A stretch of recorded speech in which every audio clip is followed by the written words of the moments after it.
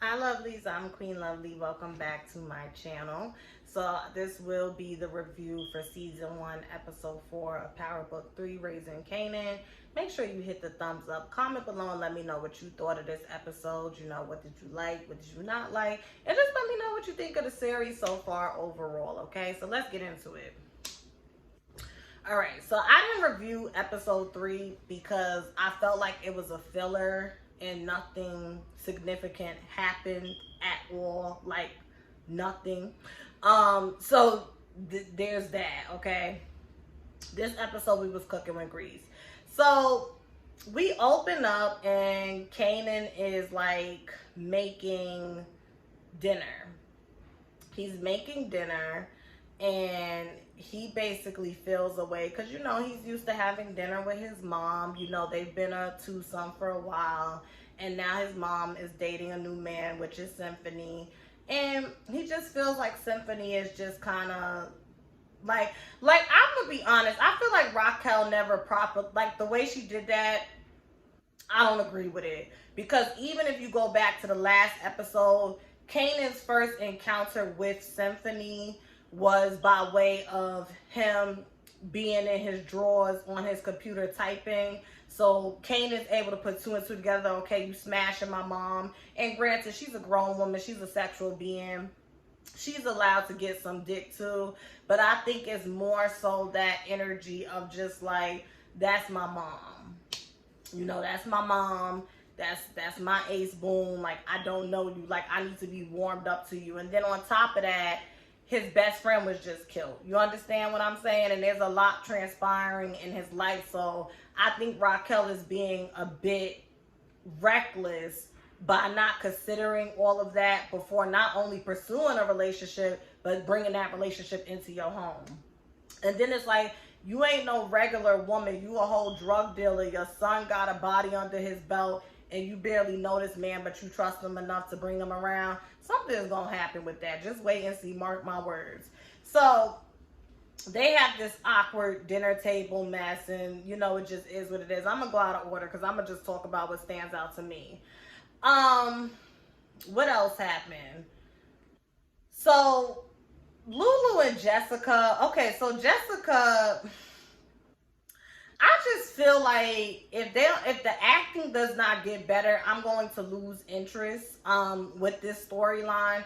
First of all, one thing that I think Raising Kanan could do a better job at as a super fan of Power, can you flesh these storylines out? Like, how did Jessica and Lulu become a couple? Can we see you take like you know what I mean? Like, I just be feeling like certain people appear on the screen and then later on they fucking and kissing, and it's like, okay, yeah, we able to put two and two together that they're together, but I want to visually see how things come together. So last week, Lulu had took Jessica to the studio with him because Quincy, Diddy's son, he plays like this record, producer person. And he gets drugs from Lulu. So this week, Jessica's in the studio with him, and Fame, which is her brother, which is Kanan's friend, is behind the booth. So she basically finagled that. And Lulu feels away. I feel like with Lulu, Jessica doesn't respect them because it's like, yeah, you a drug dealer, yeah, you get money, da da da da, but that's your sister's business, and that's your little sister's business, and she's telling you what to do. Whereas Jessica has this alpha energy where it's like, listen, I ain't got time to wait around for you. I'm gonna go and get it how I live it. Period. So you see a power struggle between them.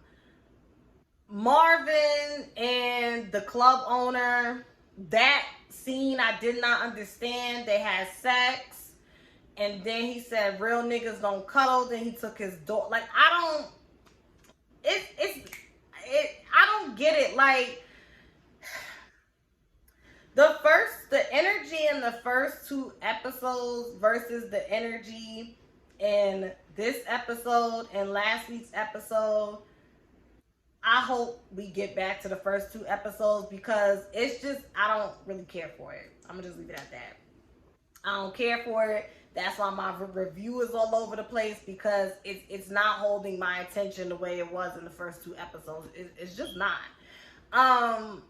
And I'm glad they had that moment, because Marvin fucking, like, whatever.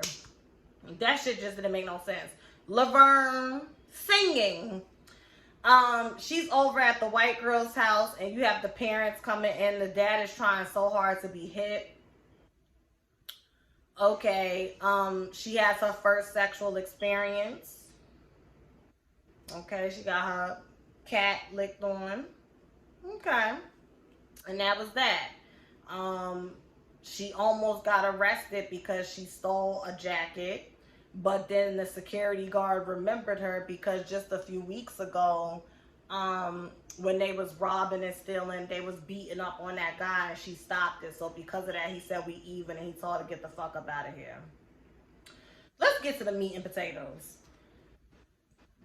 Excuse me. Kanan was walking with Davina, and this is what I'm talking about again. Kanan's walking with Davina. When he says bye to her, he gives her a kiss on the lips. Are they dating now? Like, I feel like y'all keep jumping. Okay, even last week on the third episode, I'm expecting us to open up with the direct aftermath of D-Wiz's death. And y'all already had a funeral, all of that. Kanan already got his name on the sneakers, all of that. All of that. I think that would have been nice to show us. And the only thing I could really hope for is that the second half of the season, because I feel like they're going to get 10 episodes, because, you know, Power's a big thing now. You know, usually when they don't really fuck with you, they give you like around 6, 7, 8 episodes. But I feel like they're going to get 10 episodes. So I'm just going to think that maybe it's moving slow because they're trying to lay the foundation for the second half of the season where shit is going to get lit. Wishful thinking. Kanan is walking with Davina, and they all buddy, chatty, talking. Now remember, she seen him last episode at the trap house. So when Kanan walks off, all of a sudden Unique pulls up like the fucking Grim Reaper. He's talking to her, talking about, well, what you know about it? I know you've been hearing that noise that Kanan and his boys put Buck-20 down and shit. She's feeling caught between a rock and a hard place because she's not trying to get on the bad side of Unique. So she tells Unique where the stash house is. Kanan is not even supposed to be there. He's supposed to be at an after-school program. But Marvin's dumbass, okay, needs help moving the product in that stash house from there to the new place at the bodega where they doing business. Leaves Kanan there alone. They watching, they storming, steal all the shit. Well, not all of it, but a lot of it. And then when Marvin comes back, he sees Kanan on the ground, gun to the head. He shoots the person. That shit was funny because the person fell on top of Kanan, and then Kanan with his weak ass stomach threw up all over the place. I'm like, you pump. I really want to see how does Kanan get to where he was in Power. Because I find it interesting how in Power, and maybe this is how it was supposed to be because it's supposed to be about Ghost. Oh, Ghost is the book smart nigga, and he had an opportunity to go here and go there. And, you know, Jukebox, so you let that book smart nigga, boom, boom, boom. Like, Jukebox character actually coincides with Jukebox that we was introduced to because her daddy ain't shit. So you can tell, even though she knew how to sing and, you know, she was smart, she always been about the shit. Whereas with Kanan just, I don't know. I just don't get Young Thug from him at all. I don't get Young Thug from him at all. I get you're trying to find yourself and somehow you want to start in the streets. Okay, nigga. So, throws up. Marvin is upset because Marvin is like, damn, I knew it. Like, I knew I should have never left your ass here. He gets dropped off at his after-school program while Symphony is teaching the class. And it's about architect.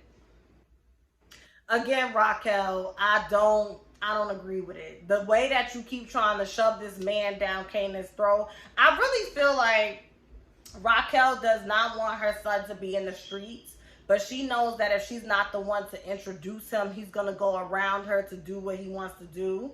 So she figured, okay, I'll bring you in and hopefully whatever, certain things that will happen will change your mind. I also feel like she's trying to like have Symphony be a male good representation in his life, but the way she's going about it, I'm just like, girl, that ain't gonna work. Good luck. And what else? Oh, and when Raquel was going to do Kanan's laundry, she seen the bloody t-shirt. So next week she's probably gonna be like, what happened? Unless they time skip and we just gonna skip past that, and then it's gonna be weeks or months later. The show opened up with Unique cutting off his friend's ear and killing him because he thought that his friend was the one that set him up to get robbed. But then he later put two and two together and seen that it was Raquel. And that's pretty much it. Oh, and Mr. Training Day 2.0 found out he has cancer and he's dying. That's like, like this episode was eventful, but 11, this is my shortest review ever. So that's pretty much it, y'all. They went to see D-Wiz's mom. Raquel is a sociopath. And I think Kanan kind of knows that his mom has something to do with it, but that blow up didn't happen yet. But that bitch is a sociopath. How you get that lady's son killed, and then you gonna just go over there with food and shit and sit in her living room and cry? Bitch, you're a sociopath. Only sociopaths can do shit like that. You're not, girl. Good night. But that's pretty much it. Y'all have a good day. Thank you so much for watching. Bye.